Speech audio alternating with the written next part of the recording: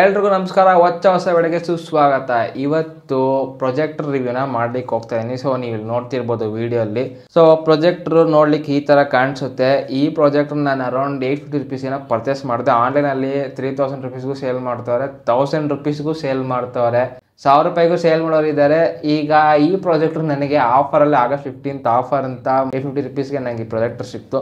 ನೀವೇನಾದ್ರು ಆಫರ್ ಗಿಫರ್ ಇದ್ರೆ 1000 ರುಪೀಸ್ಗೆ ಪ್ರಾಜೆಕ್ಟರ್ ವರ್ತೆ ತಗೋಬಹುದು. 3000 ಎಲ್ಲ ಈ ಪ್ರಾಜೆಕ್ಟರ್ಗೆ ಕಾಸು ಕೊಡೋಕೆ ಹೋಗ್ಬೇಡಿ, ವರ್ತಿಲ್ಲ. ಈ ಪ್ರಾಜೆಕ್ಟರ್ನ ಈಗ ನಾವು ಅನ್ಬಾಕ್ಸ್ ಮಾಡಕ್ಕೆ ಹೋಗ್ತಾ ಇದ್ದೀವಿ. ಸೊ ನೀವು ನೋಡ್ತಿರ್ಬೋದು, ಪ್ರಾಜೆಕ್ಟರ್ ಓಪನ್ ಮಾಡಿದಾಗ ಒಳ್ಳೆ ಪ್ಯಾಕಿಂಗ್ ಮಾಡೋರಂತೂ ಪ್ರಾಜೆಕ್ಟ್ರಲ್ಲಿ. ಸೊ ಮೇಲ್ಗಡೆ ಒಂದು ಥರ್ಮಾಕೋಲ್ ಇತ್ತು, ನಾನು ಆಲ್ರೆಡಿ ಬಿಚ್ಚಿ ನೋಡ್ಬಿಟ್ಟು ಥರ್ಮಾಕೋಲ್ನ, ಹಾಗೆ ಮೇಲ್ಗಡೆ ಥರ್ಮಾಕೋಲ್ ಇಲ್ಲ. ಸೊ ನೀವು ನೋಡ್ತಿದ್ದಂಗೆ ಒಂದು ರಿಮೋಟ್ ಬರುತ್ತೆ. ರಿಮೋಟ್ ಜೊತೆಗೆ 3.5mm jack to AV cable ಇದೆ. AV ಕೇಬಲಲ್ಲಿ ಕಾಲ ಹಳೇದಾಗೋಯ್ತು. TC ಅಡಾಪ್ಟರ್ ಕೊಟ್ಟವ್ರೆ, 12 volts TC ಅಡಾಪ್ಟ್ರು. ಪ್ರೊಜೆಕ್ಟ್ರಿಗೆ ಒಳ್ಳೆ ಪ್ಯಾಕಿಂಗ್ ಮಾಡೋರು ಮಾತ್ರ ಸಕ್ಕತ್ ಇಷ್ಟ ಆಯಿತು ನೋಡೋಕ್ಕೆ. ಹೆವಿ ಪ್ರೀಮಿಯಮ್ ಆಗಿದೆ ಪ್ರೊಜೆಕ್ಟ್ರ್ ಅಂತೂ. ಇಟ್ಕೊಳ್ಳೋಕ್ಕೆ ಬಿಲ್ಡ್ ಕ್ವಾಲಿಟಿ ಆಗಲಿ, ಹಿಂದ್ಗಡೆ ಒಂದು ಸ್ಕ್ರೂ ಸ್ಟ್ಯಾಂಡ್ ಕೊಟ್ಟಿದ್ದಾರೆ. ಸೊ ಈ ಪ್ರೊಜೆಕ್ಟ್ರಲ್ಲಿ ನೀವು ನೋಡ್ದಂಗೆ ಇಲ್ಲೊಂದು USB ಇದು ಕೊಟ್ಟವ್ರೆ ಆಪ್ಷನ್ನು, HDMI ಕೊಟ್ಟವ್ರೆ, ಪವರ್ ಇನ್ನು ಅದೇ DC ಅಡಾಪ್ಟ್ರು, ಮೆಮೊರಿ ಕಾರ್ಡ್ ಹಾಕೋ ಆಪ್ಷನ್ ಇದೆ. ನಾರ್ಮಲ್ ಮೈಕ್ರೋ SD ಕೇಬಲ್ ಇತ್ತಲ್ಲ ಹಳೇದು, ನಿಮ್ಮ ಮನೆಯಲ್ಲೆಲ್ಲ ಹಳೆ ಚಾರ್ಜರ್ ಇದೆಯಲ್ಲ, ಅದನ್ನ ಯೂಸ್ ಮಾಡ್ಕೊಂಡು ಕೂಡ ಈ ಪ್ರೊಜೆಕ್ಟರ್ನ ಸ್ವಿಚ್ ಆನ್ ಮಾಡ್ಬೋದು. ಆ್ಯಂಡ್ ಅಗೇನ್ AV ಕೇಬಲ್ ಇದೆ.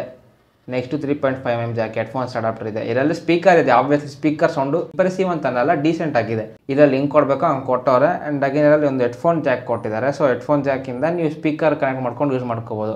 ಇನ್ನು ಹೇಳ್ಬೇಕಂದ್ರೆ ಪ್ರೊಜೆಕ್ಟ್ರಲ್ಲಿ ಮೇಲ್ಗಡೆ ಪವರ್ ಆನ್ ಮಾಡೋಕ್ಕೆ ಬಟನ್ ಇದೆ, ಕಂಟ್ರೋಲ್ಸ್ ಮಾಡೋದಕ್ಕೆ, ರೈಟ್ ಟು ಲೆಫ್ಟ್ ಮಾಡೋದಕ್ಕೆ, ಓಕೆ ಮಾಡೋದಕ್ಕೆ, ಮೆನ್ಯೂಗೆ ಹೋಗೋದಕ್ಕೆ, ಬ್ಯಾಕ್ ಬರೋದಕ್ಕೆ ಬಟನ್ಸ್ ಕೊಟ್ಟಾರೆ.